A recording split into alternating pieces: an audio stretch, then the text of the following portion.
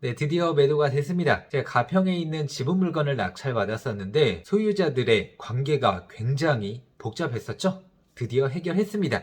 어떤 물건이었고 어떻게 해결해서 얼마의 수익을 냈는지 한번 살펴보도록 할게요. 가평읍에 있는 물건이었었고요. 감정가 1,400짜리가 1,000만원대까지 떨어졌었던 물건입니다. 1,125만 9천원의 낙찰을 받았습니다. 건물 현황을 보니 주택과 창고로 사용되고 있는 부분이 있었고요. 토지 현황은 대지면서 계획관리 지역이었습니다. 임차인 현황은 정땡땡이란 분이 거주를 하고 계신데 이분은 공유자분이세요. 어머니와 아들이 함께 소유하고 있는 단독주택이었는데 어머니만 현재 이곳에 거주하고 있는 상황입니다. 명세서 요약사항인데요. 권리상 하자는 전혀 없고요. 일괄 매각이고 제시의 건물 포함 지분 매각임. 현재 이 물건의 상태를 간략하게 적어 놓은 겁니다. 건물 모습이에요. 빨간 벽돌로 지어진 건물입니다. 제시의 건물이라고 이렇게 되어 있는 부분이 보이고요. 네, 사진만 봐도 누군가가 거주를 하고 있는 것으로 보이죠. 그 옆에 창고도 있는데 창고도 제시의 건물로 표시가 되어 있습니다. 가평, 서울에서 그리 멀지 않은 곳이긴 하지만 그래도 시골스러움이 좀 묻어나는 곳이죠. 그래서 가평군청이 있는데 이곳과는 조금 거리가 떨어져 있는 곳이고요. 등기부등본을 한번 보도록 할게요. 어머니와 함께 아들 5명이 소유를 하고 있는 상황이었어요. 아버지가 돌아가셔서 상속이 된다고 하면은 배우자는 1.5배, 나머지 자녀분들은 n분의 1씩 나눠지는 거죠. 낙찰받고 우편을 보냈었는데 어떠한 연락도 없더라고요. 현장을 찾아가지는 않았습니다. 어차피 사진과 위성 지도로만 봐도 충분히 이 건물 상태라든지 또 등기부등본이라든지 경매 사이트에 나와 있는 내용만 봐도 어떤 상황인지 충분히 예측 예상할 수가 있는 상황이었거든요. 그래서 소장 접수를 하면서 한 분 한 분한테 도달이 됩니다. 결국에는 제가 원고 승으로 해서 판결문을 받은 상황이고요. 제가 2달 정도 전에 영상으로 이 집의 현재 상황이 어떤지 말씀드렸어요. 이렇게 꼬여있는 경우는 저도 처음 봤었습니다. 다시 한번 말씀드리면 어머니가 딸만 5 낳으셨고요. 이혼 당하시고 재혼 후 봉씨 집안 자녀들을 키우셨던 상황이에요. 어머니가 악착같이 일하셔서 이 집 한 채 마련해서 살고 계셨고요. 명의는 남편 이름으로 되어 있었고 사망 후에 자녀들에게도 상속이 됩니다. 여기까지는 다른 상황들과 별반 차이가 없어요. 근데 첫째가 금전적으로 어려운 상황이라 어머니 집을 팔아서라도 돈을 받고 싶어 하는 거예요. 동생들도 현 의견을 따르겠다라고 하는 상황이고요. 그러니까 홀로 사는 어머니 입장에서는 미칠 노릇이죠. 그런데 원래 친딸 분들이 또 5분 계시더라고요. 5 따님 중에서 한 분과 제가 연락이 됐어요. 우리 지분을 인수하고 싶다. 어머니 평생 이곳에서 거주하셔야 되기 때문에. 근데 배달은 오빠들이 같이 소유하고 있으니까 자기네들도 난감하다 이거예요. 계속 어머니에게 집 팔아서 돈을 달라고 요구하니까 어머니는 스트레스도 큰 상황이시고. 그래서 제가 첫째 아들과 통화를 합니다. 우리 형제 지분을 매입해 가라 라고 이야기를 하시더라고요. 그럼 저 같은 경우에는 요 형제분들의 지분을 인수해서 어머니에게 한꺼번에 매도를 하면 그 어머니 입장에서도 가장 좋은 상황이잖아요. 근데 저는 매입할 상황이 있는데 한 가지 가장 큰 문제가 발생을 합니다. 형제 중에 한 명은 친형제가 아니에요. 친척인 상황입니다. 고모 아들이 껴있는 거예요. 왜 껴있을까요? 친척 동생의 아버지가 돌아가신 상황에서 잠시 호적을 옮겼었는데 그 상황에서 상속이 돼버린 거예요. 그 상속 이후 친척 동생은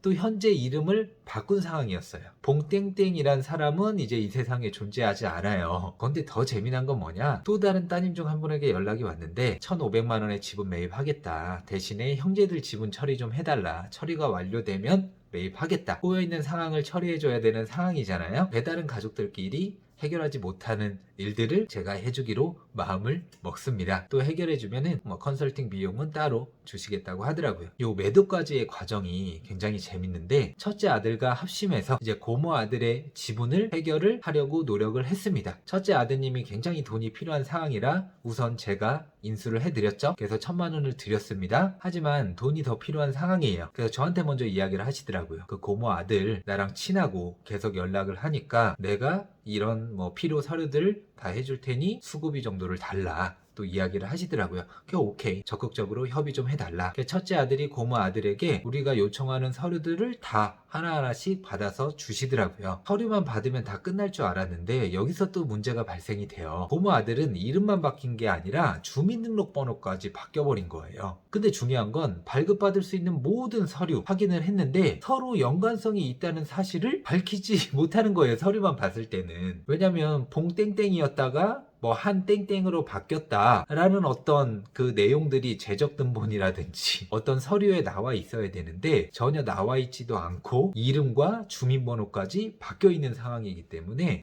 해결하기가 쉽지 않았었어요. 또 1980년도에 뭐 이런 어떤 내용들이 좀 있었는데 또 수기로 작성했던 상황이라 오류도 굉장히 많아서 담당 기관의 공무원들도 이건 절대 찾을 수가 없다, 알 수가 없다, 자기네들은 어떻게 할 수 있는 게 없으니 다른 곳에 가서 알아봐라, 이런 식으로 이야기를 하더라고요. 그래도 포기하면 안 되잖아요. 결국에는 소송으로 진행을 하기로 다 양쪽과 협의를 합니다. 따님분들에게도 말씀을 드렸죠.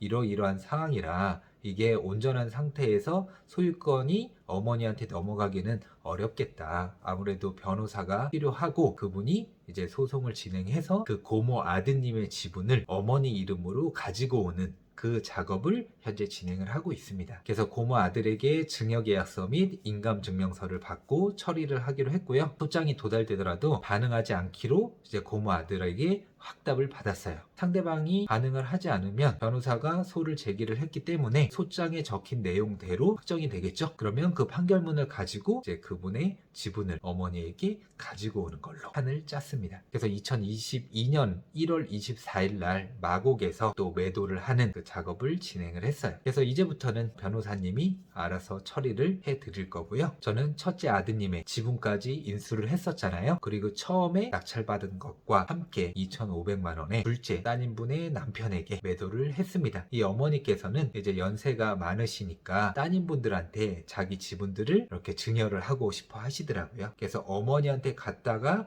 또 자녀분들한테 가는 것보다 한 번에 자녀분들한테 매도를 하는 걸로 계약을 끝냈습니다. 어르신께서는 저에게 너무 고마워 하시는 거예요. 평생 해결될 수 없는 일이라 생각을 하셨었는데 누군가 낙찰을 받아서 그렇게 집안일까지 다 해결을 해주니까 너무 고마우셨나 봐요. 유정란을 곱게 싸서 저한테 선물로 주셨습니다. 굉장히 감동이었어요.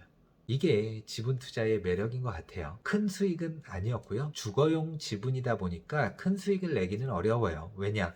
시세란 게 있기 때문에 시세 이상 달라고 제가 때를 써봤자 상대방 입장에선 받아들이기가 어렵잖아요. 그래서 시세보다 저렴하게 사서 시세만큼 아니면 시세보다 저렴하게 준다고 하면은 상대방 입장에서도 기분 나빠하지 않으면서 좋게 다 해결이 됩니다. 또 첫째 아들 지분을 제가 인수를 했잖아요. 거기에서는 1원도 남기지 않았습니다. 인수한 그대로 따님의 남편분에게 바로 매도를 한 거예요. 근데 여기서 굉장히 마음 아픈 이야기를 들었어요. 첫째 아드님의 지분을 제가 샀잖아요. 그래서 1,000만 원 드렸잖아요. 며칠 만에 보이스피싱에 속아서 1,400만 원을 그대로 날리셨더라고요. 정말 그런 이야기를 저한테 하시면서 자기가 고모 아들 그거 빨리빨리 이렇게 처리를 해줄 테니까 미리 수고비를 좀 주면 안 되겠냐라고 이야기를 하시더라고요. 물론 수고비는 어머니께서 주시는 거였거든요. 그래서 제가 어머니한테 또 사정 말씀드려서 최종적으로 서류 받을 거 다 받고 또 150만 원을 보내드렸죠. 나머지 이제 둘째, 셋째 아드님의 지분이 남아 있잖아요. 그래도 우리 키워준 어머니인데 생판 모르는 사람한테 파는 것보다 그냥 우리는 이 지분 없어도 되니까 어머니한테 그냥 증여를 하겠다라고 하는 상황인데 첫째 형님이 계속 가로막고 있나 봐요. 안타깝습니다. 그 지분 자기 달라 이거예요. 그러면서 또 엄마한테 팔아서 자기는 수익을 얻으려고. 정말 너무 안타까운 상황이긴 한데 어쨌든 아드님들과 또 따님분들하고 지금 연결이 돼서 가장 좋은 방향으로 마무리가 되지 않을까 생각됩니다. 뭐 복잡해 보여도 해결하려는 어떤 의지만 있으면은 다 해결이 되더라고요. 저도 수익 내서 기쁘고 난감한 상황에 처해 있으신 분들도 도와드릴 수 있어서 기쁘고 여러모로 굉장히 재미난 물건이었었던 것 같습니다. 전 또 열심히 검색을 해서 낙찰 받아서 수익을 내는 사례들 알려드리도록 할게요. 감사합니다.